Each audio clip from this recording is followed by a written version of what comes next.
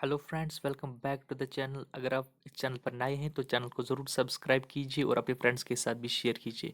Friends, आज का जो वीडियो है वो बहुत इंपॉर्टेंट रहने वाला है। ये वीडियो हमने बनाया है जो भी डिफरेंट लोग होते हैं, डिफरेंट एस्पिरेंट्स होते हैं जो कि पुलिस डिपार्टमेंट में इंटरेस्टेड होते हैं, तो उनके लिए हमने ये वीडियो बनाया है कि जो सब इंस्पेक्टर लेवल पर अपॉइंट होते हैं तो उनकी जो आगे कैरियर की ग्रोथ वो कैसी रहती है, प्रमोशन कितने टाइम के बाद होती है। तो ये वीडियो उसके रिगार्डिंग है, फुल इन्फॉर्मेटिव वीडियो है। तो वीडियो को एंड तक ज़रूर देखिए ताकि आपको फुल इन्फॉर्मेशन पहुंचे, और चैनल को भी सब्सक्राइब कीजिए। तो फ्रेंड्स, सबसे पहले जो हम बात करेंगे वो हम करेंगे बात प्रमोशंस की। देखिए फ्रेंड्स, जब एक पुलिस में कैंडिडेट अपॉइंट होता है एज अ सब इंस्पेक्टर, तो सबसे पहले जो उसकी प्रमोशन होती है वो एज इंस्पेक्टर अपॉइंट होता है। उसके बाद जो है in the second appointment, second promotion, he is promote at the deputy superintendent of police. लेकिन हाँ, जहाँ जिन स्टेट्स या यूटीज़ में एज कमिश्नरेट होता है, लाइक दिल्ली, बेंगलुरु, वहाँ पर डिप्टी सुपरिटेंडेंट ऑफ पुलिस जो होता है वो is called as assistant commissioner of police. बाकी प्रोफाइल सेम होता है।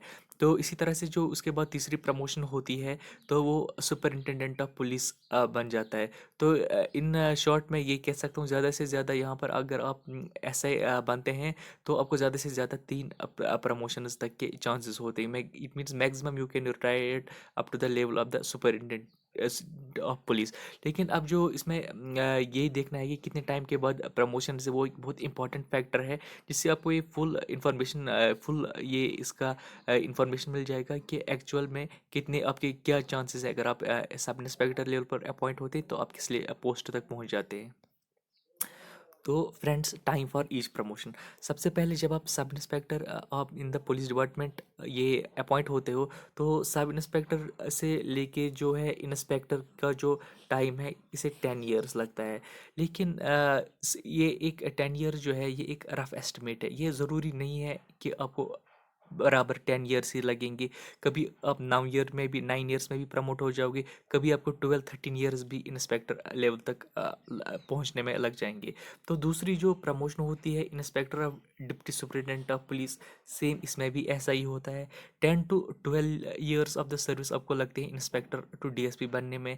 लेकिन it is here not necessary कि आप 10 या 12 साल में डीएसपी बन जाएंगे। It can take more time also, और sometimes you can get promoted in 9 और 8 ईयर्स। तो वो फैक्टर्स क्या है वो भी हम आगे डिस्कस करेंगे। और जो उसके बाद आपकी जो तीसरी प्रमोशन होती है वो होती है deputy superintendent of police to the SP. तो एसपी जो है डीएसपी टू एसपी, इसमें भी सेम ही प्रोसीजर है, 10 to 12 ईयर्स। देखिए, अब मैं आपको फ्रेंड्स ये एक्सप्लेन, फ्रेंड आपकी ये क्यूरी होगी कि इतना टाइम क्यों लग रहा है, या बाकी चीज़ें ये फैक्टर्स क्या डिपेंड करेंगे कि आप कब प्रमोट होंगे।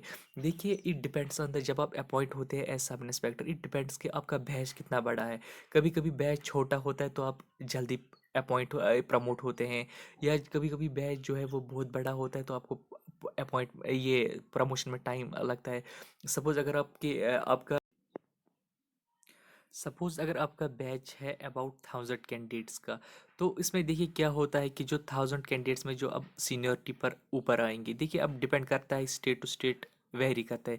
कई स्टेट्स पर जो आपका एंट्री लेवल एग्जाम होता है, दैट उसी से आपका जो सीनियरिटी है वो डिटरमाइन होता है। कुछ स्टेट्स में ऐसा होता है कि जब आपका ट्रेनिंग होता है वहाँ पर आप क्या स्कोर करेंगे इन डिफरेंट एक्टिविटीज़, वहाँ के एग्जाम्स में आप क्या स्कोर करेंगे, आपकी परफॉर्मेंस वहाँ ड्यूरिंग ट्रेनिंग क्या रहेगी, दैट डिटरमाइंस योर सीनियरिटी। तो ये स्टेट टू स्टेट वेरी होता है कि आपकी सीनियरिटी कैसे फिक्स होगी।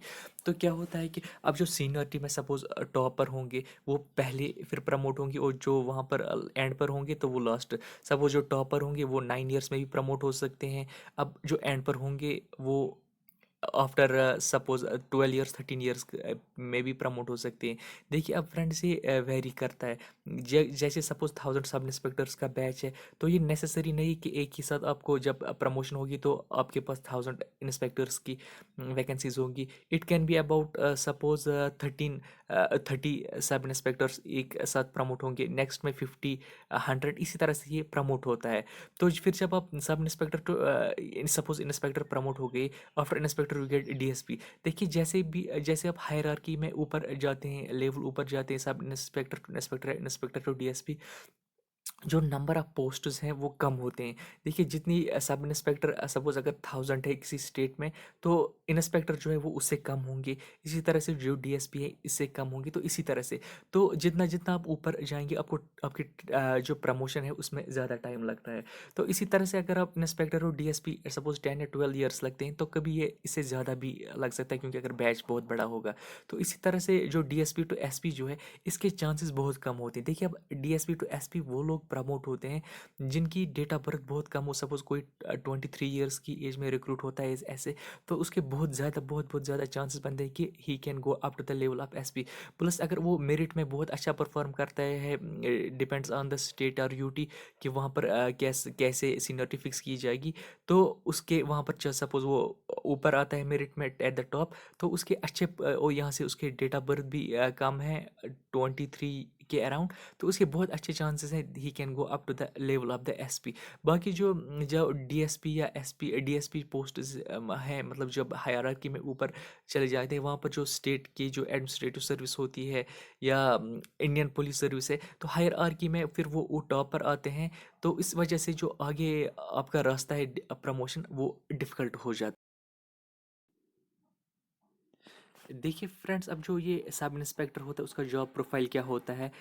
वो या तो किसी पुलिस स्टेशन में ही पोस्टेड होता है, वो इंस्पेक्टर के अंडर वहाँ पर काम करता है, या कहीं पर ऐसा भी होता है कि एक पुलिस स्टेशन के अंडर बहुत सारे पुलिस पोस्ट्स होते हैं जिनको कि एसआई हेड करता है। वो वहाँ पर ड्यूटी ऑफिसर होता है जिन्हें पुलिस पोस्ट्स को एसआई हेड करता है। तो उसके बाद जब वो प्रमोट होता है एज इंस्पेक्टर, वो या तो as SHO station housing officer भी हम कहते हैं, वो एज एसएचओ फंक्शन करता है, या अगर उसके बगैर डिफरेंट डिपार्टमेंट्स होते हैं लाइक एससीआईडी, वहाँ पर वो एज सेक्शन ऑफिसर काम करता है, या डिफरेंट विंग्स होती है तो डिफरेंट काम मिलता है एज अकॉर्डिंगली।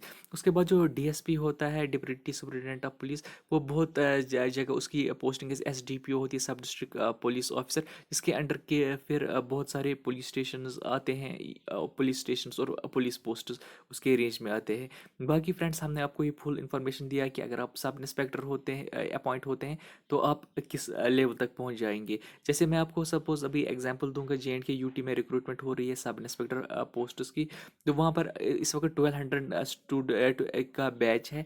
तो वहाँ पर ये क्या कहा जा रहा है कि बहुत सारे ये भी कह रहे हैं कि जो एज सब इंस्पेक्टर है मे बी वो एज कुछ इंस्पेक्टर ही रिटायर होंगे, पर इसके चांसेस बहुत कम है। मिनिमम तो आपको कुछ ना कुछ ईयर्स की सर्विस एज डीएसपी आएगी क्योंकि बैच बहुत बड़ा है, 1200 कैंडिडेट्स का बैच है। तो अब वहाँ यहाँ पर स्टूडेंट्स के कैंडिडेट्स के मतलब प्रोग्रेस के चांसेस मतलब लिमिट हो जाते हैं क्योंकि इतने आगे पोस्ट्स नहीं है हायरार्की में इंस्पेक्टर्स है डीएसपी के। तो आपकी कैरियर ग्रोथ जो है वो थोड़ी सी रुक जाती है। बाकी ऐसा नहीं है कि आप सब इंस्पेक्टर अपॉइंट हुए तो सब इंस्पेक्टर ही रहेंगे। नहीं, आप डीएसपी भी आपको कुछ ईयर्स की कुछ कैंडिडेट्स को अच्छी 10-12 ईयर्स की मिलेगी, लेकिन जो मेरिट में थोड़ा पीछे रहेंगे उनको कम ईयर्स की सर्विस मिलेगी। बाकी हम ये भी कहेंगे चाहे आपको जितने भी ईयर्स की सर्विस मिलेगी, ये आपकी मतलब one of the best jobs है इन टर्म्स ऑफ सैलरी। बहुत हैंडसम सैलरी मिलती है इस पोस्ट को। सो यू शुड जो भी एस्पिरेंट्स हैं थ्रू आउट इंडिया या बाकी states, they should work for this, ताकि बिकॉज इट प्रोवाइड्स यू आपका अच्छा एक नेटवर्क इसमें बिल्ड होता है, because your network is your net worth. तो ये एक अच्छा हाई प्रोफाइल पोस्ट माना जाता है जिसमें आपकी एक अच्छी रेपुटेशन होती है। बाकी अगर आपको ये वीडियो इन्फॉर्मेटिव लगी अपने फ्रेंड्स के साथ भी शेयर कीजिए और चैनल को ज़रूर सब्सक्राइब कीजिए। Thank you.